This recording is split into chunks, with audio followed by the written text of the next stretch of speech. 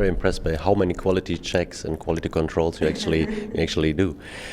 That brings me to my next question. Let's take a look at the students, at Russian students.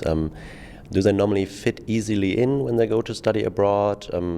How would you describe that? Or is there maybe an example how you overcome homesickness when a Russian student calls you? Well, normally Russian students are quite easily fitted in. They don't have a lot of problems. And from what the schools tell us, I can see that they like Russian students because they are active and they participate in class and they're smart. So it's quite easy. But we have funny stories with students, of course. Please. Every year we have those funny stories. For example, I had a couple of years ago was you could make an article in a paper with a heading saying that schools steal students from each other. Basically, we had a student who was initially booked for a Spanish summer camp in Malaga.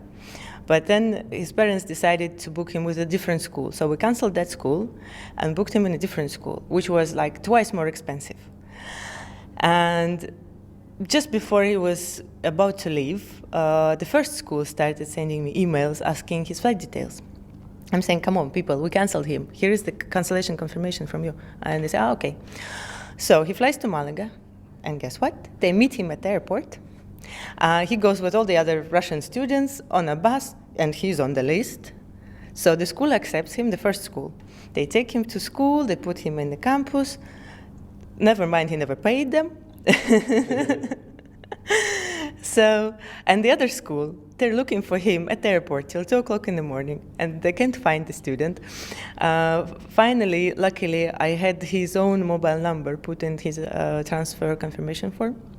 So they call him, they find he's in another school, sleeping. The director of the second school drove over to that school, picked up the student, brought him back to their school. The student didn't even realize he was in the wrong school. So the funniest thing was 1 week later, when exactly the same story happened in Switzerland. Not with the same student, I hope. No, not with the same student. And he wasn't booked into 2 schools. It was just 1 school. But for some reason, the transfer driver from another school decided to pick him up. Same story, but that time it was Monday, and it was daytime, so they could call me in the office. And we figured it out. We found the student. We called the student. He said he's on the transfer, but he was on the wrong transfer. Thank you so much for sharing that market information and also sharing these funny stories. I think this is one of the reasons why we all work in education. And thank you for coming. Thank you.